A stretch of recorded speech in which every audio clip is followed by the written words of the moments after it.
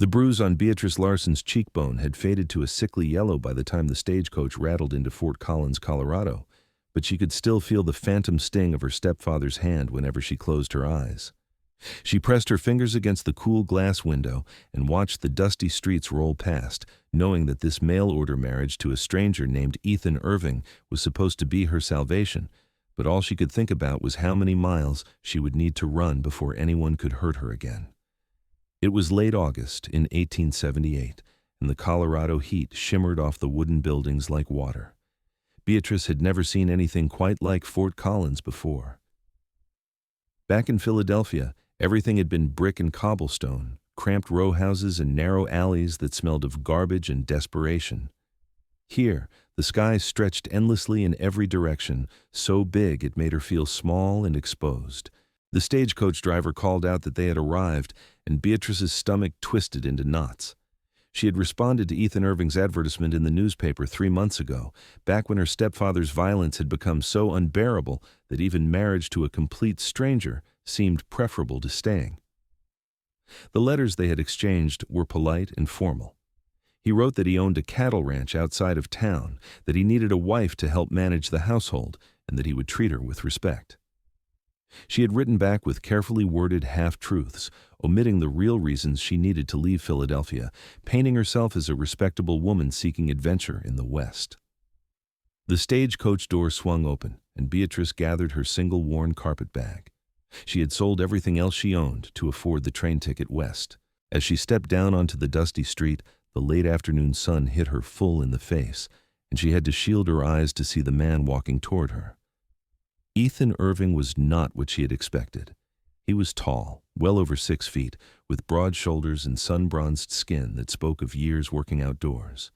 His dark hair was slightly too long, curling at the collar of his simple cotton shirt, and his eyes were a striking shade of green that reminded her of bottle glass. He was younger than she had imagined, perhaps 26 or 27, and there was something gentle in the way he approached her, removing his hat and holding it against his chest. "Miss Larson?" he asked, and his voice was deep and steady. "Yes," Beatrice said, and she hated how small her own voice sounded. "Mr. Irving?" "Ethan, please." He smiled at her, and it reached his eyes in a way that made her instinctively take a small step back. She had learned not to trust smiles. "Welcome to Fort Collins. I hope your journey was not too difficult." "It was long," Beatrice said carefully. She was exhausted, her body aching from days of travel, and she could feel the grit of dust in her hair and on her skin. "But I am here now." "You must be tired. My wagon is just over here. We will head to the ranch and you can rest." Ethan reached for her carpet bag, and Beatrice pulled it away instinctively, clutching it to her chest. Something flickered across his face, confusion perhaps, but he did not press. "All right, follow me then." They walked through the town in silence. Fort Collins was bigger than Beatrice had expected, with a proper main street lined with shops and businesses. She saw a general store, a saloon, a church with a white steeple, and a hotel with a sign advertising rooms for 50 cents a night. There were people everywhere, men in dusty work clothes and women in calico dresses, children playing in the street. It seemed almost normal, almost safe, but Beatrice knew better than to let her guard down. Ethan's wagon was waiting outside the general store, hitched to 2 sturdy horses. He helped her up onto the seat, his hand steady under her elbow, and she noticed that his touch was brief and respectful. He did not grab or linger. Once she was seated, he climbed up beside her and took the reins. The ranch was about 5 miles outside of town, following a rutted dirt road that wound through open grassland. Beatrice watched the landscape roll past, endless stretches of golden prairie grass dotted with wildflowers and the occasional cluster of cottonwood trees. Mountains rose in the distance, their peaks still capped with snow despite the summer heat. It was beautiful in a stark, lonely way that made her chest ache. "The ranch has been in my family for about 10 years, Ethan said, breaking the silence. His voice was conversational, easy. "My father started it, but he passed 2 years ago. Heart gave out.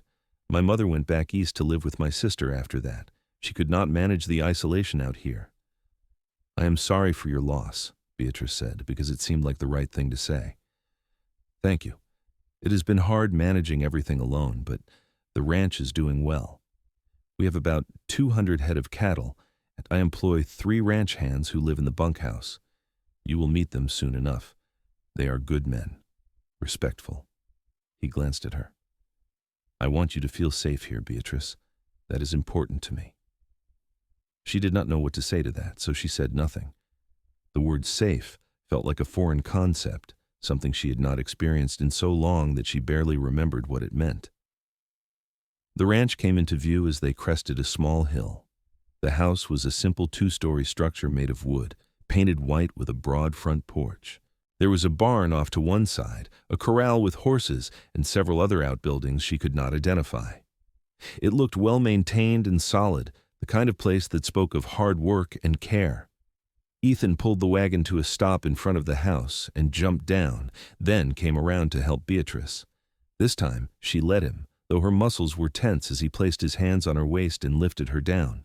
He released her immediately and stepped back, giving her space. "Come inside. I will show you around, and then you can rest before supper."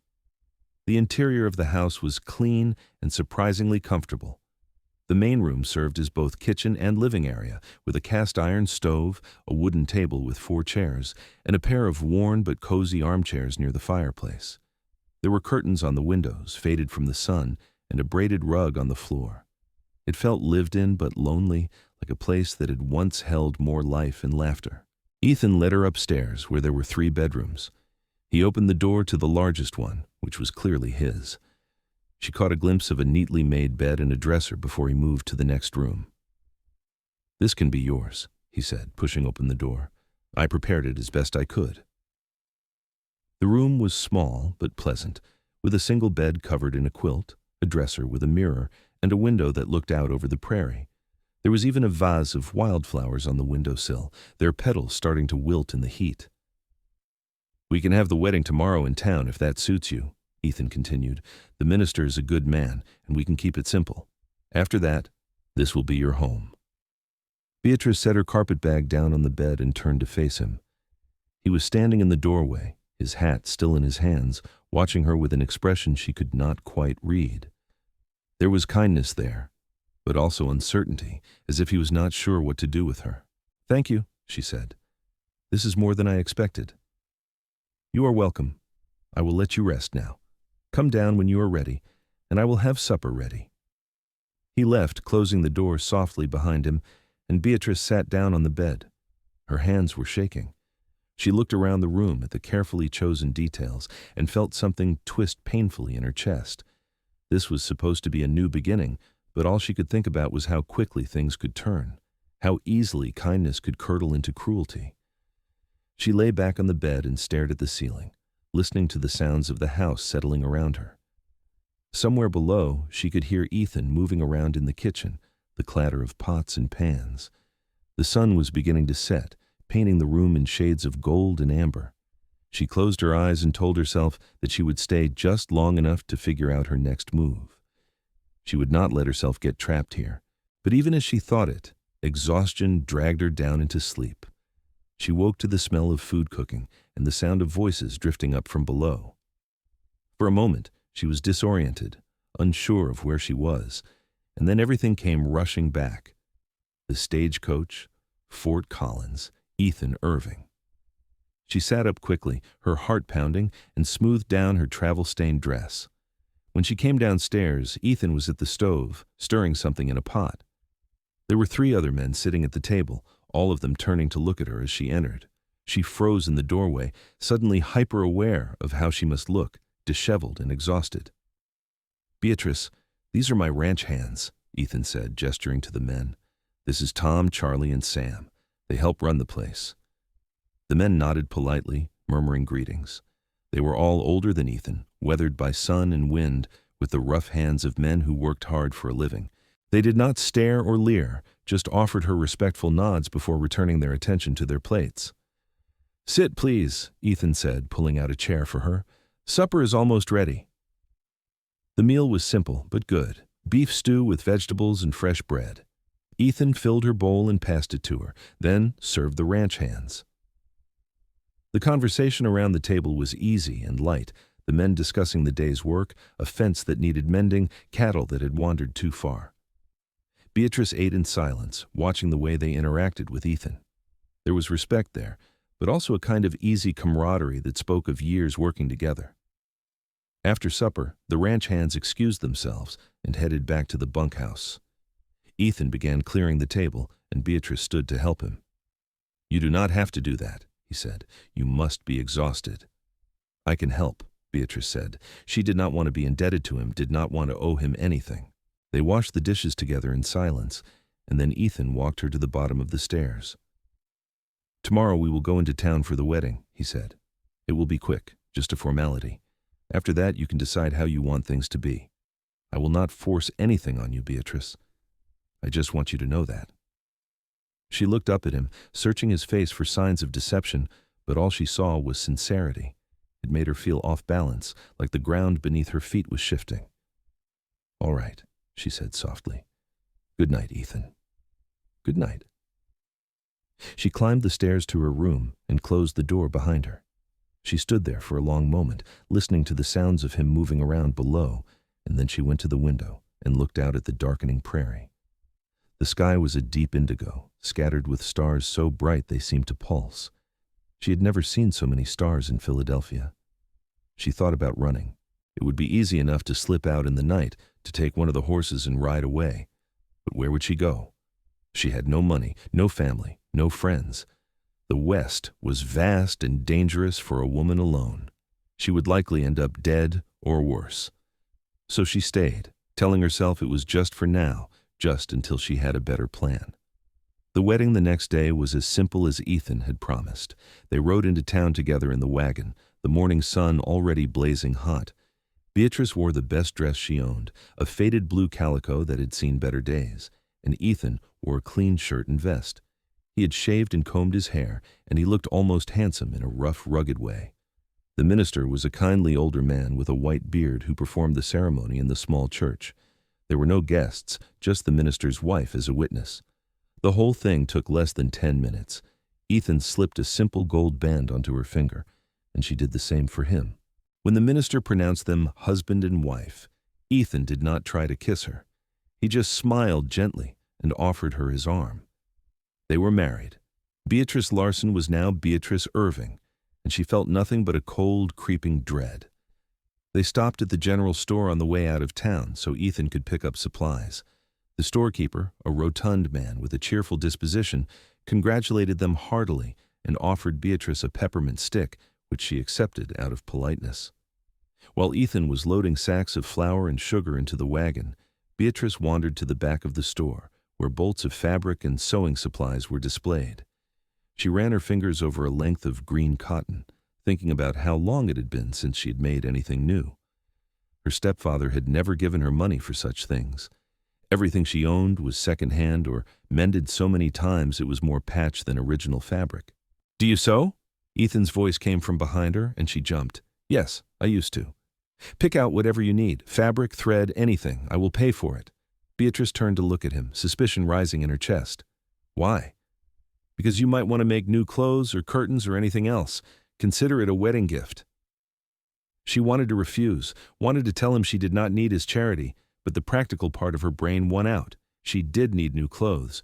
Her dresses were threadbare and ill-fitting, so she nodded and selected a few yards of fabric, some thread, and a packet of needles. Ethan paid without comment and added the items to the wagon. On the ride back to the ranch, Beatrice found herself stealing glances at him. He was a puzzle she could not figure out. He had every right to expect things from her now that they were married, but he had not made a single demand. He treated her with the same careful respect he had shown from the beginning, and it was unsettling in its unfamiliarity. The days began to blur together after that. Beatrice settled into a routine at the ranch, waking early to cook breakfast for Ethan and the ranch hands, spending her days cleaning and mending and trying to make the house feel less empty.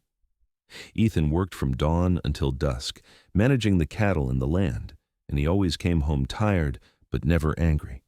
He was unfailingly polite, always asking if she needed anything, always thanking her for her work. At night, he slept in his own room, and she slept in hers. He never tried to come to her bed, never demanded the rights of a husband. It should have been a relief, but instead, it made her more anxious.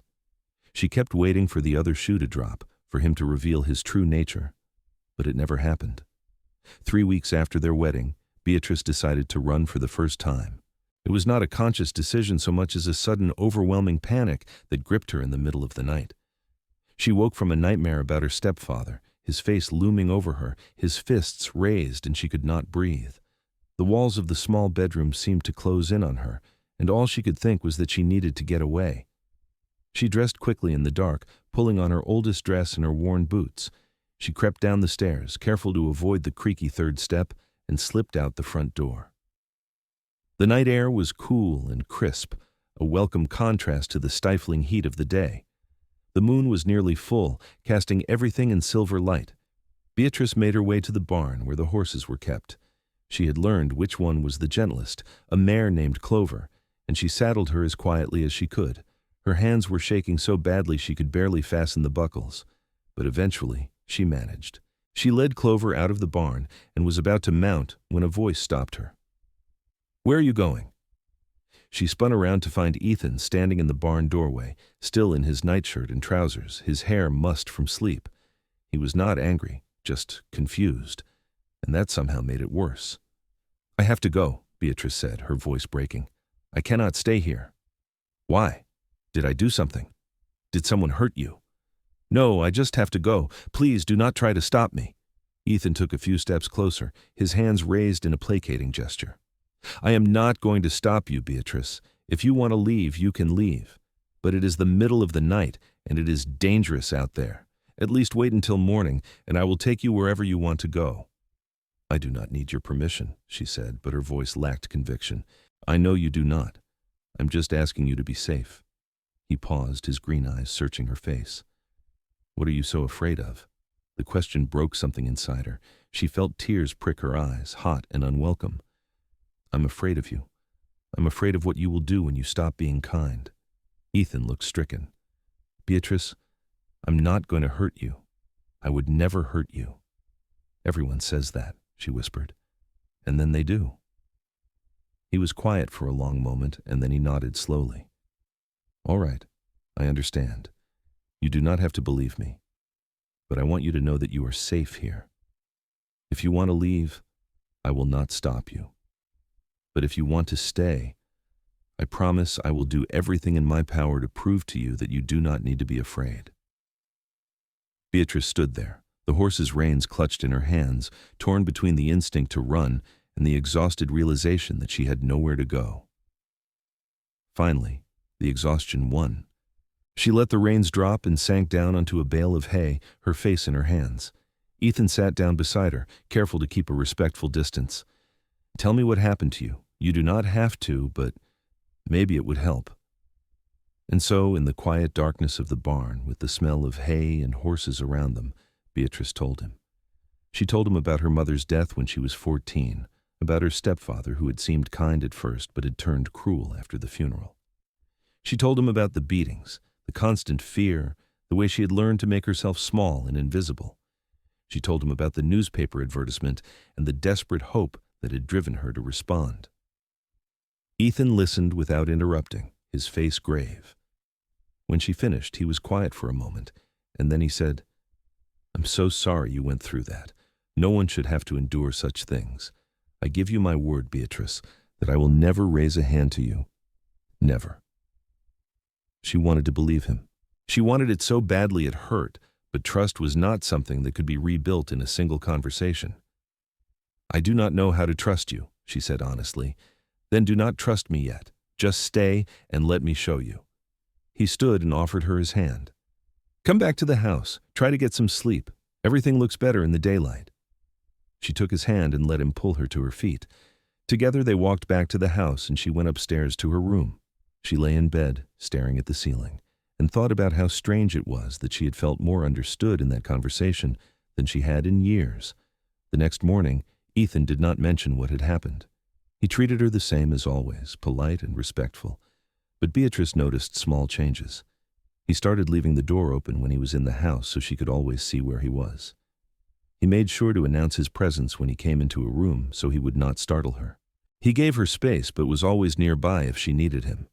Days turned into weeks, and Beatrice began to relax just a little. She started to explore the ranch, walking through the fields and watching the cattle graze. She spent time in the kitchen, experimenting with recipes and baking bread. She even began to talk more to the ranch hands, who treated her with a kind of brotherly affection that made her feel less alone.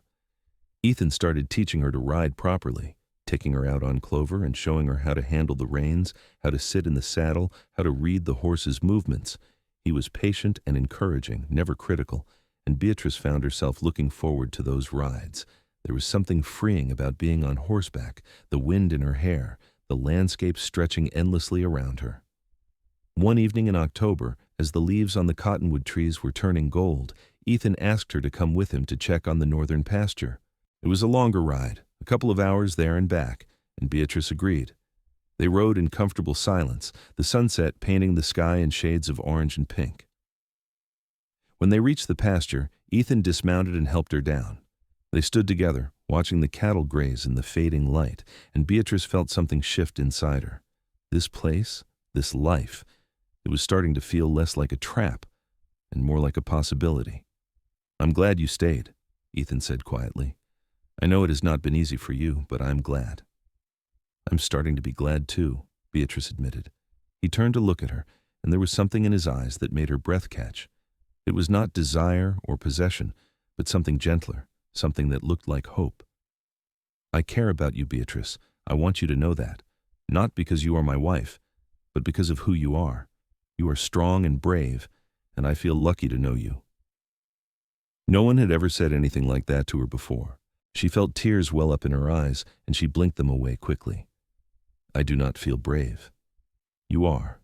You survived things that would have broken most people, and you are still here, still trying. That is the definition of brave." They rode back to the ranch as the stars began to appear, and Beatrice felt something warm and fragile unfurling in her chest. It was not trust, not yet, but it was the beginning of it. Her second attempt to run came in late November, and it was not born of fear, but of guilt. The ranch had been struggling. A harsh early winter storm had destroyed part of the barn, and several head of cattle had died from the cold. Ethan had to spend money they did not have on repairs, and Beatrice saw the worry lines deepen on his face. He never complained, never blamed her, but she felt the weight of it anyway. She was another mouth to feed, another responsibility, and she convinced herself that he would be better off without her. So one morning, when Ethan and the ranch hands were out mending fences, Beatrice packed her few belongings and slipped away on foot. She told herself she was doing the right thing, that she was freeing him from the burden of her. She made it about 3 miles down the road toward town before Ethan caught up to her. He rode up beside her on his horse, dismounted, and just stood there, his hands on his hips, looking at her with an expression of profound hurt. "You were going to leave without even saying goodbye?" he asked, and his voice was rough. "I thought it would be easier," Beatrice said. "For both of us." "Easier? Beatrice, do you have any idea how I felt when I came back and found you gone? I thought something had happened to you. I thought you were hurt or lost. I am sorry. I just thought you would be better off without me." "Better off?" Ethan shook his head in disbelief. "You think I would be better off without you? Beatrice, you are the best thing that has happened to me in years. Yes, things are hard right now, but we will get through it together. That is what marriage is supposed to be. But I'm not helping. I'm just another expense. You are not an expense. You are my wife, and I love having you here. I love coming home and finding you in the kitchen, or sitting by the fire, or working in the garden. I love the way you hum when you think no one is listening, and the way you scrunch up your nose when you are concentrating. I love that you are here. Beatrice, please do not leave." His words hit her like a physical blow. She stood there in the middle of the road, the cold wind whipping at her skirts, and felt something crack open inside her.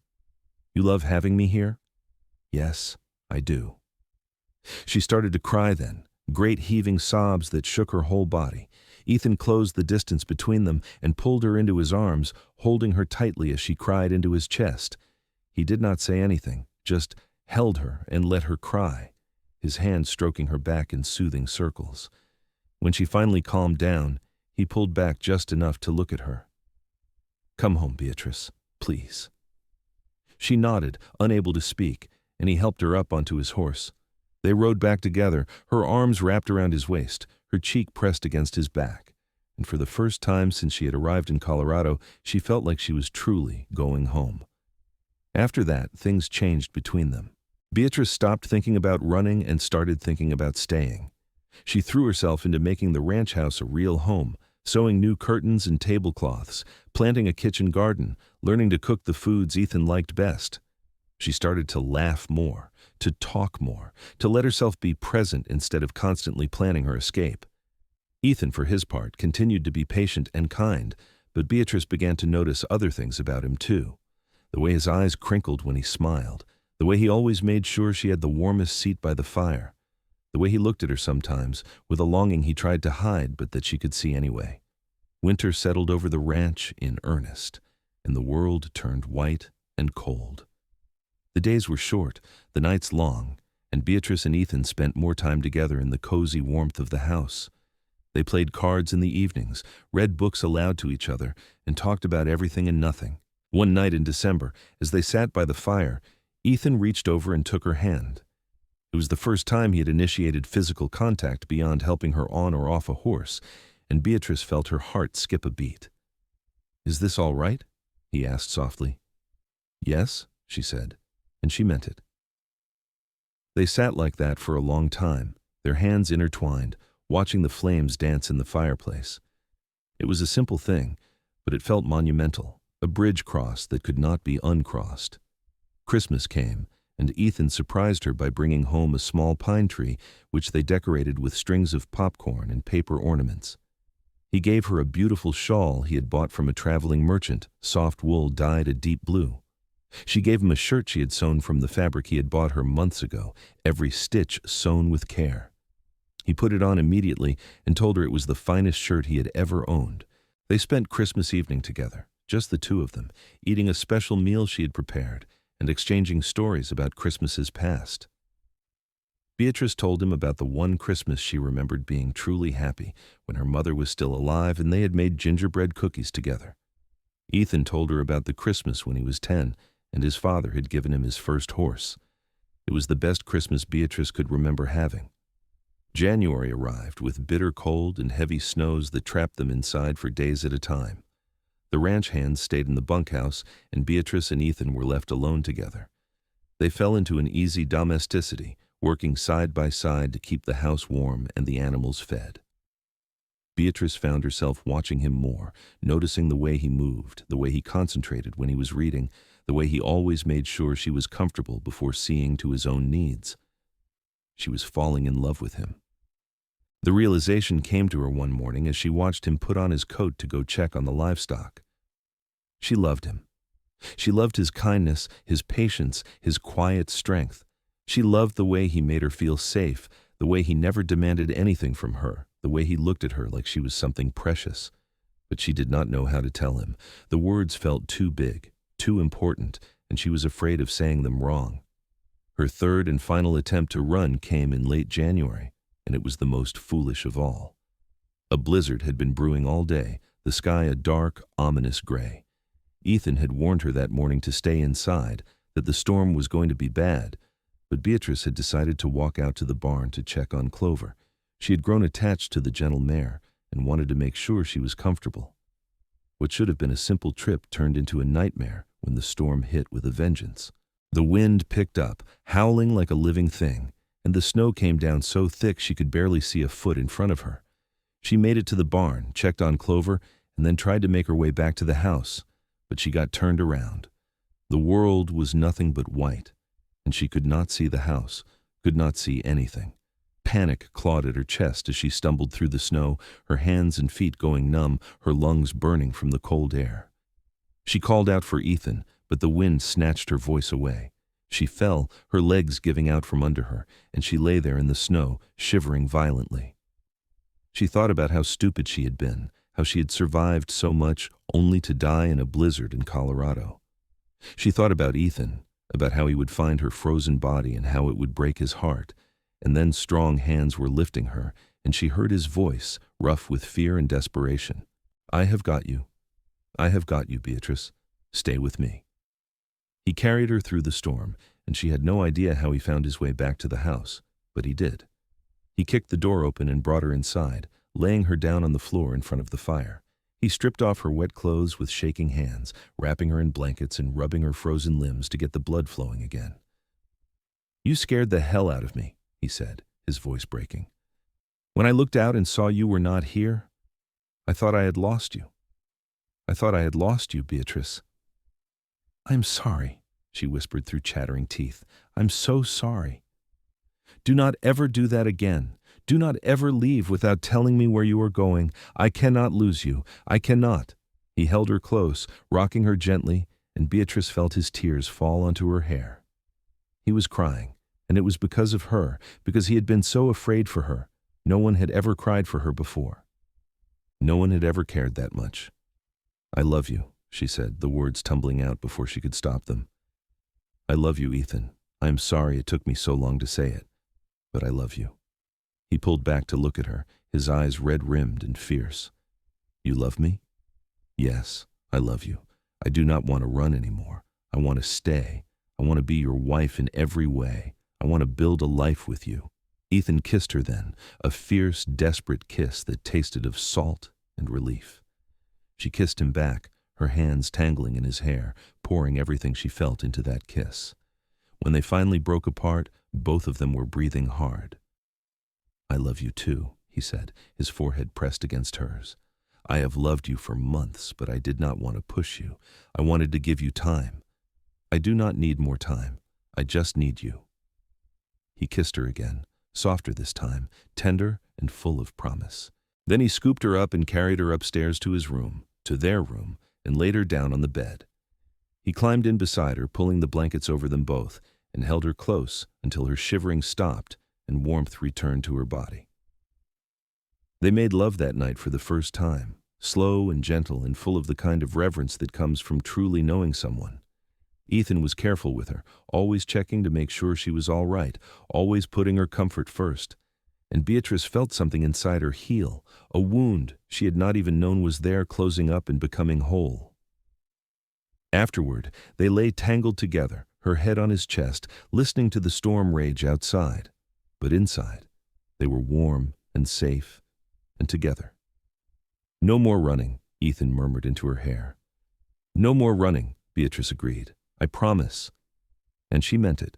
She had finally found a place where she belonged, a person who loved her for who she was, and she was never going to let it go. The winter passed and spring arrived with a riot of wildflowers and new life. The ranch began to recover from the losses of the previous year, and Ethan's hard work started to pay off. The herd grew, and they were able to hire another ranch hand to help with the workload. Beatrice planted a larger garden, expanding it to include vegetables and herbs she had never grown before. They settled into married life with an ease that surprised them both. They worked side by side during the day and fell into each other's arms at night. They laughed together, argued occasionally over small things like any couple, and always made up before going to bed. Beatrice had never known that marriage could be like this, a partnership built on respect and love rather than fear and obligation. In May, Beatrice realized she was pregnant. She told Ethan one evening after supper, her hands shaking with a mixture of excitement and nervousness. He stared at her for a long moment, as if he could not quite believe what she had said, and then he let out a whoop of joy and picked her up, spinning her around until she was dizzy and laughing. "We are going to have a baby," he said, his voice full of wonder. "We are going to be parents." "Yes," Beatrice said, tears streaming down her face. "We are." He was impossibly tender with her during the pregnancy, fussing over her constantly and insisting she rest more than she wanted to. Beatrice found it both endearing and exasperating, but she let him dote on her because she could see how much it meant to him. The ranch hands were equally excited, treating her like fragile glass and tripping over themselves to help her with anything she needed. In January of 1880, on a cold but clear day, Beatrice gave birth to a healthy baby boy. Ethan was there the whole time, holding her hand and whispering encouragement, and when the midwife finally placed their son in his arms, Beatrice saw tears stream down his face. "He is perfect," Ethan said, his voice thick with emotion. "You are amazing, Beatrice. Thank you. Thank you for this." They named him Thomas after Ethan's father, and he became the center of their world. Beatrice had worried during the pregnancy that she would not know how to be a good mother, that her own traumatic childhood would make it impossible. But the moment she held Thomas, all those fears evaporated. She loved him with a fierceness that surprised her, and she vowed that he would never know the kind of fear and pain she had endured. The years passed in a blur of happiness and hard work. The ranch continued to thrive, and they were able to expand their holdings, purchasing more land and increasing the herd. Ethan's reputation as a fair and honest rancher grew, and people from all over the territory sought his advice. In 1882, Beatrice gave birth to their second child, a daughter they named Clara. She had Beatrice's dark hair and Ethan's green eyes, and she was a spirited, willful child who kept them on their toes. Thomas adored his little sister, following her around and trying to keep her out of trouble, though he was not always successful. 2 years later, another son arrived, whom they named Henry. He was quieter than his siblings, thoughtful and observant, and he loved to spend time in the barn with the animals. Ethan built him a small stool so he could sit and watch the horses, and Henry would spend hours there, perfectly content. Beatrice sometimes thought about the woman she had been when she first arrived in Fort Collins, frightened and broken, ready to run at the first sign of danger. That woman felt like a stranger now. She had been transformed by love and patience, by a man who had never given her a reason to run.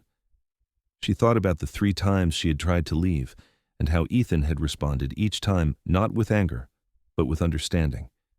He had given her the space to heal, the freedom to choose, and in doing so, he had won her heart completely. One evening in the summer of 1886, when the children were in bed and the house was quiet, Beatrice and Ethan sat together on the front porch, watching the sunset.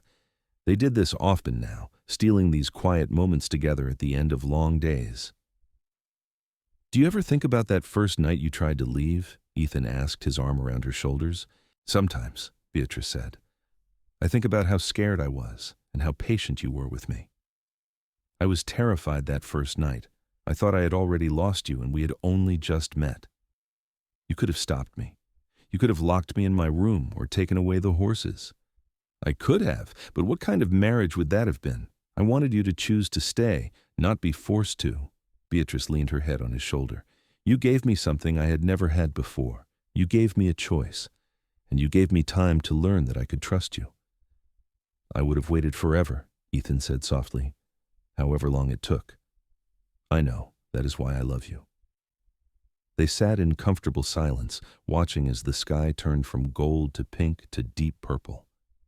Somewhere inside, one of the children called out in their sleep, and Beatrice started to get up, but Ethan stopped her. "I will check on them," he said, kissing her forehead. "You rest." She watched him go inside. This man who had changed her life so completely and felt a wave of gratitude so intense it brought tears to her eyes. She had been so afraid for so long, convinced that safety and happiness were things that happened to other people, not to her. But Ethan had proven her wrong. He had shown her that love did not have to hurt, that a home could be a place of warmth and comfort rather than fear. The ranch continued to grow and prosper over the years. Thomas grew into a tall, serious young man who had his father's work ethic and his mother's determination.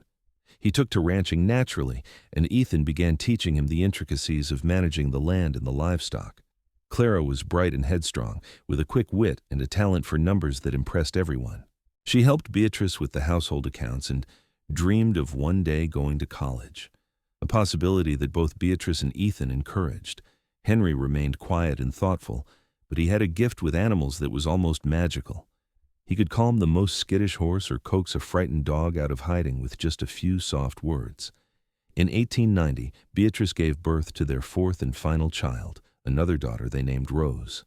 She was a surprise, coming 10 years after Henry, and she was doted on by everyone in the family. She had a sweet, gentle nature and loved to follow Beatrice around, helping with whatever tasks needed doing.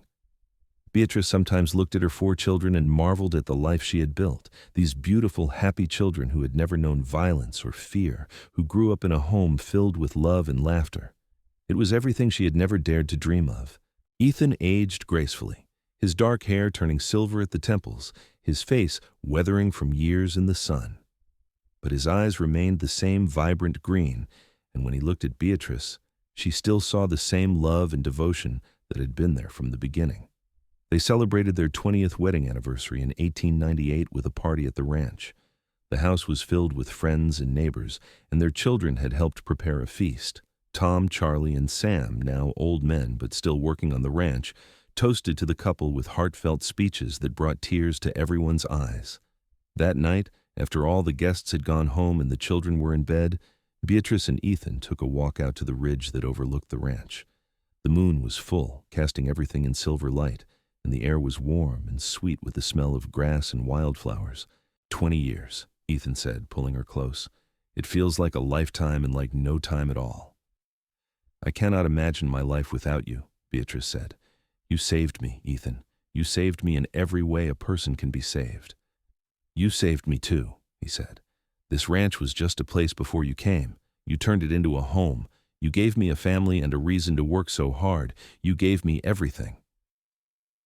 They kissed under the moonlight, and it felt just as electric and wonderful as it had the first time. When they finally pulled apart, Beatrice smiled up at him. I'm glad I stayed, she said. I'm glad I stopped running. So am I. Every single day. They walked back to the house hand in hand, and Beatrice thought about the long, winding road that had brought her here. The pain and fear of her early life, the desperate hope that had led her to answer that advertisement, the 3 times she had tried to run. But most of all, she thought about Ethan, who had met her fear with patience, her pain with compassion, and her broken heart with unwavering love. He had never given her a reason to run. Instead, he had given her every reason to stay. The years continued to pass, bringing with them the joys and sorrows that come with any long life. Tom passed away in 1901, dying peacefully in his sleep at the age of 78. Charlie and Sam followed within a few years of each other, and Beatrice mourned them as she would have mourned family. They had been there from the beginning, part of the foundation of the life she and Ethan had built. Thomas married a sweet girl from town named Sarah in 1902, and they moved into a house Ethan had built for them on the far edge of the ranch property. They had 3 children of their own, making Beatrice and Ethan grandparents. Beatrice loved being a grandmother, spoiling the little ones and passing on the skills and stories she had accumulated over the years. Clara did go to college, one of the first women in the territory to do so. She studied mathematics and eventually became a teacher, returning to Fort Collins to teach at the local school. She never married, claiming she was too busy and too independent for such things, but she was happy and fulfilled, and that was all Beatrice and Ethan wanted for her. Henry took over more and more of the ranch operations as Ethan grew older, his quiet competence proving to be exactly what the ranch needed. He married a woman named Emily, who shared his love of animals, and together they ran the ranch with the same care and dedication Ethan had always shown. Rose, the baby of the family, grew into a beautiful young woman with a talent for music. She played the piano that Ethan had bought for her when she was 10, filling the house with beautiful melodies. She married a banker from Denver and moved to the city, though she visited often, always bringing her children to spend summers on the ranch.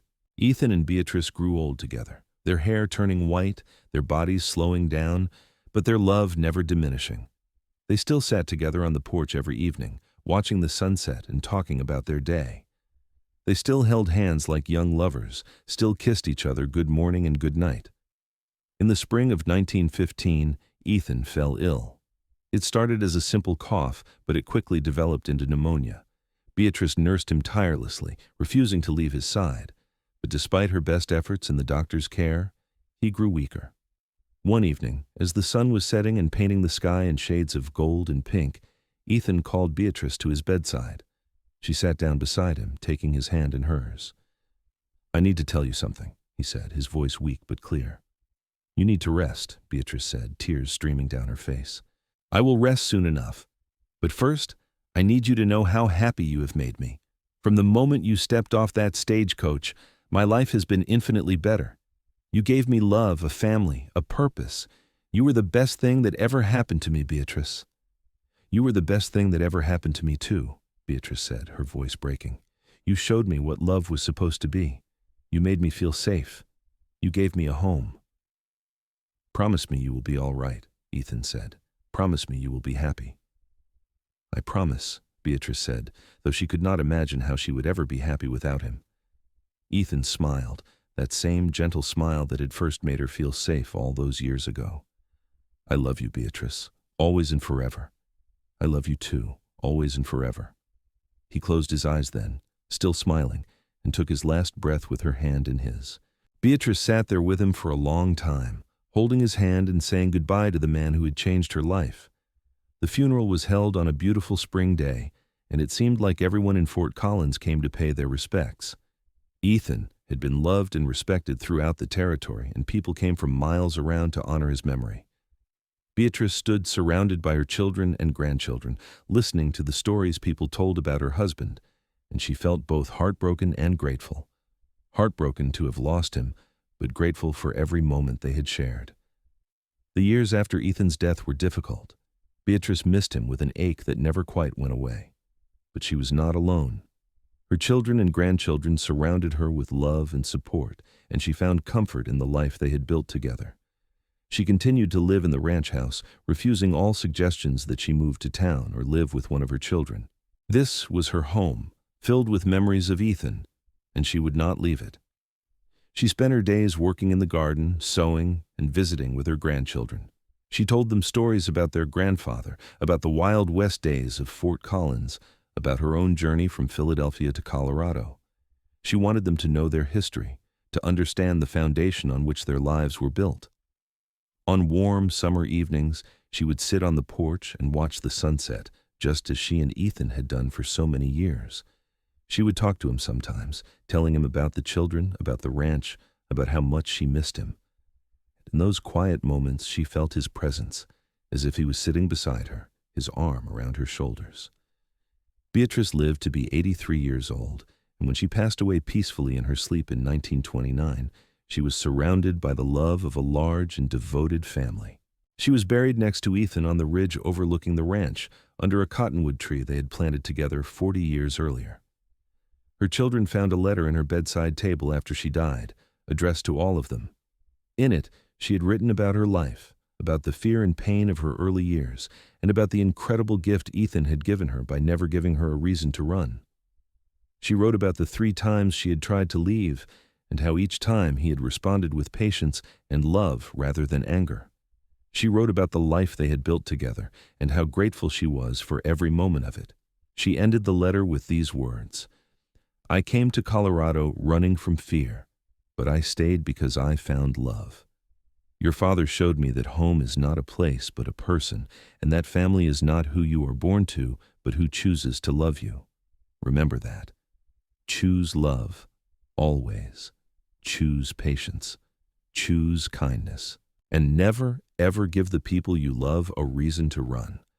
Let them know every single day that they are safe with you, that they are cherished, that they are home." The ranch continued to be passed down through generations, each one caring for it with the same dedication Ethan and Beatrice had shown. And the story of the mail-order bride who tried to run away 3 times and the cowboy who never gave her reason to run became part of family legend, told and retold to remind each generation of the power of patience, kindness, and unwavering love. The house still stood decades later, weathered but strong, a testament to the lives lived within its walls. The cottonwood tree on the ridge grew tall and broad, its branches providing shade over the 2 graves beneath it. And on quiet summer evenings, when the sun set over the prairie in shades of gold and pink, some said you could still feel the presence of 2 souls who had loved each other so completely that not even death could part them. Beatrice and Ethan's story became more than just a family legend. It became a reminder that healing is possible, that love can overcome even the deepest wounds, and that home is always waiting for those brave enough to stop running and let themselves be found. Their great-grandchildren grew up hearing about the brave woman who had fled across the country to escape her past, and the gentle cowboy who had given her a future. They learned that true strength lies not in force, but in patience, not in possession, but in freedom, and that the greatest gift you can give someone is the safety to be themselves. The ranch thrived into the 20th century, adapting to changing times while holding on to the values Ethan and Beatrice had instilled.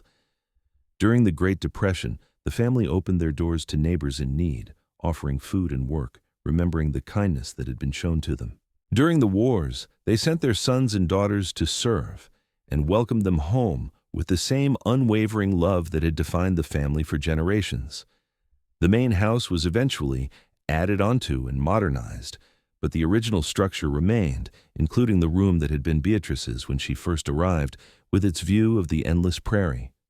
It became a kind of shrine, kept exactly as it had been, with the quilt on the bed and the mirror over the dresser.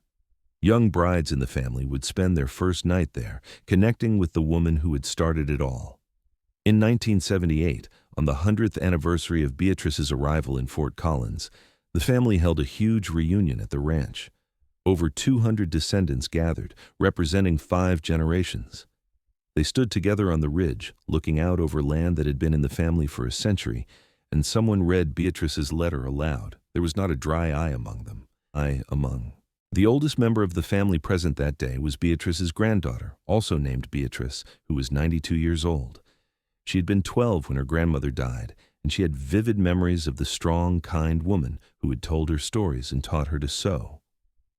"She was the bravest person I ever knew," Beatrice the younger said to the assembled crowd, not because she never felt fear, but because she chose love anyway. She chose to stay, she chose to build, she chose to trust. And because of that choice, all of us are here today.